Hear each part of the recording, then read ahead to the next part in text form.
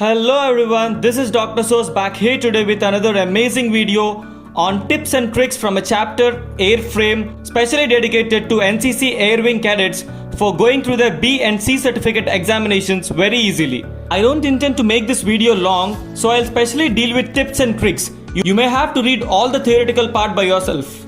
So let's not waste any more time and get into the video. The chapter Airframe is divided into 5 parts. So let's not waste our time and get into the first part.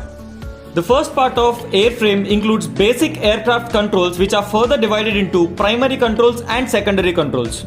The primary controls consists of 3 major controls which are very important for an aircraft to take flight. These 3 controls include a control yoke, which is also called as center stick, side stick or a joystick, which controls the rolling movement and pitching movement of aircraft by moving ailerons and elevators respectively. As I've already explained in the previous classes, the rolling movement of an aircraft is a single axis movement in which the aircraft wings are moved from left to right in the single axis, whereas the pitching movement of the aircraft is upward or downward movement of the aircraft, which is significantly controlled by the elevators. The second most important control in primary controls is rudder pedals. These rudder pedals control the yawing movement of the aircraft by controlling the rudder. The yawing movement includes the left and right movement of the aircraft inside the air. The last and the most important control of the primary controls is throttle, which controls engine speed or the thrust by which the aircraft is powered. The secondary controls consists of 5 controls which aid the aircraft for efficient flying. Before learning the secondary controls, consider a cross-section of an aircraft wing, also called as an aerofoil. So in this aerofoil, the foremost part is called as a leading edge and the farthermost part is called as trailing edge. For every control you are going to learn in the chapter Airframe, you need to remember a major tip to present all these controls in your examination paper. That is where they are and what they do. You will have to know all the locations of different controls and their functions. So the first secondary control is flaps. These flaps are attached to the trailing edges of wings through a hinge joint. The movement of hinge joint works similar like a room door. When coming to the function of flaps, they increase the angle of descent, which in turn shorten the takeoff and landing distances. In short, stall, S-T-O-L. They do this by lowering the stall speed and increasing the drag. So they reduce the speed at which an aircraft can be safely flown. The next secondary control is slats. These slats are aerodynamic surfaces which are mounted on the leading edge of the wing. These slats increase the angle of attack, thereby providing a higher lift coefficient so that the aircraft can fly at very slow speeds and also perform shorter takeoff and landing similar to flaps. Slats are specially used for aircrafts which perform maneuvers and are usually retracted in normal flight to minimize drag. The next secondary controls is air brakes or spoilers. As the name says, these air brakes are designed to reduce the speed of the aircraft during landing. These are mounted on the surface of the wing. They increase the angle of approach for landing, thereby increasing the drag, which in turn reduces the lift to drag ratio and leading an aircraft to require a higher angle of attack to maintain lift, resulting in a higher stall speed. The next secondary control is trim tabs.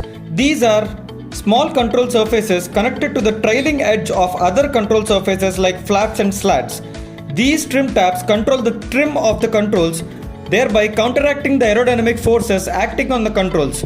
These trim tabs stabilize the aircraft without the need for the pilot to constantly apply a force on the control surfaces.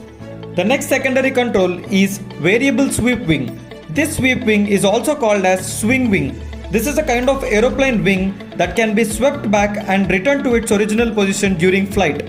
This allows a change in aircraft form for better operation. So this wing can be used as a variable geometric wing.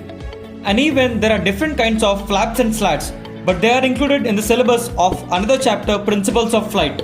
And here winds up the first part of the chapter, Airframe. And I'm also posting an easy form of notes I've prepared along with this video. You might have to take a screenshot of it while it is still on the screen for further studies. The second part of the chapter, Airframe, includes data about fuselage. It consists of the major requirements for building a fuselage, the materials with which it is built, and the types of structures it is built in. So there are 7 major requirements for building a fuselage of an aircraft. The requirements are as follows. The aircraft fuselage must possess a smooth skin of the required aerodynamic form. The fuselage must have sufficient strength to withstand aerodynamic loads, landing loads and handling loads. The fuselage must have sufficient stiffness to retain its correct shape under all loads. The fuselage must have different mounting points for engine, armaments, fuel tanks and equipment, etc. The fuselage must provide protection for aircrew and passengers from ambient conditions during flight. The fuselage must be given sufficient breakdown points for easy dismantling and transportation, and also given sufficient portholes for accessibility, inspections and easy servicing. And the fuselage design should be economical for easy production and repairs. I've taken all the first letters of the fuselage requirements into consideration and formed a tip into a single word with which you can easily write all the requirements in your examinations. That word is BEMPS. BEMPSSS. So in the word BEMPS, B stands for breakdown points, E stands for economic design, M stands for mounting points, P stands for protection of aircraft, crew and passengers, and all the three S's, which stands for smooth skin, strength and stiffness. So please remember the word BEMPS for writing all the requirements of fuselage. When coming to the materials with which the fuselage are built, there are different kinds of materials used for building the fuselage along with time. These materials are wood, metals and composites. We all are familiar with wood and metals, but these composites are the latest material with which the fuselage are built. These composites are generally light in weight, they are strong and cheap at cost. When coming to the types of structures in which the fuselage are built, there are 4 types of structures generally used for building fuselage. These 4 types are stressed skin, monocoque, D-spar construction and box spar construction. That is all for the second part of chapter Airframe. When coming to the third part, it consists of main plane and tail plane. To explain this in simple terms, main plane is that plane of the aircraft to which wings are mounted and control surfaces which come along with the wings. While tail plane is that plane of the aircraft which is also called as a horizontal stabilizer to which elevator and rudder are mounted. Here in case of main plane, a wing is a type of fin with a surface that produces lift for flight or propulsion through the atmosphere. That atmosphere could be gaseous or liquid fluid. There are basically 5 types of wings which are to be remembered. These 5 types are straight wing, swept back wing, delta wing, tapered wing, variable geometry wing. In case of tail plane or horizontal stabilizer, it is a small lifting surface located on the tail behind the main lifting surfaces of an aircraft. Well, in case of a non-fixed wing aircraft such as helicopters and gyroplanes, the tail plane serves 3 major purposes, that is equilibrium, stability and control. The subsection of tail plane is categorized into 2 major kinds of tail planes. The first type is T-tail plane. In this T-tail plane, the horizontal surfaces of the tail plane and elevators are mounted on top of the vertical stabilizer, resulting in an arrangement that looks like a capital letter T, hence the name T-tail plane. In case of cruciform tail plane, the horizontal stabilizer are arranged to intersect the vertical tail somewhere near the middle and above the top of the fuselage, which looks much more like a cross, hence the name cruciform tail plane. Here ends the third part of the chapter Airframe. And in case of 4th chapter, it explains so much about the control surfaces which are opted and arranged for movement. These control surfaces are ailerons, elevators and rudders. So for the 4th part, you need to focus on the location of the control surface, the movement they controls and the mechanism in which the movement takes place. So in the first place, ailerons are located at the trailing edge of a wing near its wing tips, and it moves in opposite direction to control the movement of rolling. So when the pilot moves the stick towards left, the left aileron goes up and the right aileron goes down. The raised aileron reduces lift and the lowered aileron increases in lift. So moving stick towards the left drops the lift of the left wing and raises the right wing, causing a rolling movement towards the left side. Centering the stick returns the ailerons to the neutral, maintaining the bank angle. Coming to elevators, elevators are located on the trailing edge of horizontal stabilizer on both sides of the tail plane. Elevators control pitching and diving movement of the aircraft. They move up and down together when the pilot pulls the sticks forward and backward. The elevators which move down causes the tail plane to reduce its lift and move down, causing a reaction to which an aircraft moves in a nose-up direction, while the elevators which are pushed down increases the lift on the tail, causing a nose to dive, hence making diving movement. Many aircraft use stabilator, in which the horizontal stabilizer also moves along with the elevator, causing a full movement of the tail plane and aerodynamically good maneuverable conditions.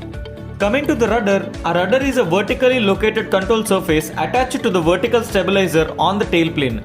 This rudder controls the yawing movement of the aircraft. While the ailerons and elevators are controlled with the help of a control yoke, rudders are controlled by using rudder pedals. This is done to prevent the adverse yawing movement produced while controlling the ailerons. Coming into the fifth part of the chapter, airframe, landing gear. In case of landing gear, it is given that there are two types of landing gears. The first type is a fixed landing gear. In this case, a fixed landing gear always remain extended outwards under the fuselage, and this kind of landing gear has an advantage of simplicity and has a low maintenance cost. The disadvantage this landing gear carries is that it produces unnecessary drag in flight, since it cannot be moved back into the fuselage surface. The second type is retractable landing gear. This landing gear is specially designed to decrease the drag in flight, where the landing gear is generally retracted inside the fuselage surface and is closed behind concealed doors. This type of landing gear is designed to streamline the aircraft's body, allowing it to fly without any unnecessary drag. It seems that there are few requirements for a landing gear. A landing gear must have enough strength to support the whole fuselage on the ground. While depending upon the terrain, the landing gear can be consisted of different kinds of materials. Generally, the landing gear consists of 3 wheels which are aligned differently. A landing gear can be made of wheels, floats or skis in different aircrafts. The next requirement is that the landing gear wheels need to be checked for the load distribution so that all the wheels get equal load, eliminating a factor that can affect the wheel structure. In case of landing gear, a differential braking system is also preferred for efficient use. It means that the landing gear has to have separate brakes for each and every wheel. Based on the alignment of wheels, the landing gear is divided into 2 kinds, that is the conventional landing gear and a tricycle landing gear. Conventional landing gear is a kind of landing gear with a rear mounted wheel, hence the conventional landing gear is also called as tail dragger or tail wheel airplanes. When the third wheel is located on the nose, it is called as a nose wheel landing gear or a tricycle landing gear. A steerable nose wheel or a tail wheel permits the airplane to be controlled throughout all operations while on ground. The tricycle landing gear is preferred over conventional landing gear because of its advantages. A tricycle landing gear allows more forceful operations of the brakes during landings at high speeds without causing the aircraft to nose over. It permits better forward visibility for the pilot during takeoff and landing. It tends to prevent the ground looping effect based on aircraft's center of gravity. In simple terms, ground looping effect can be explained as the distribution of position of aircraft's center of gravity that in turn affects the stability of aircraft, which changes from one main plane and receives more lift, thereby making a rolling loop at landing.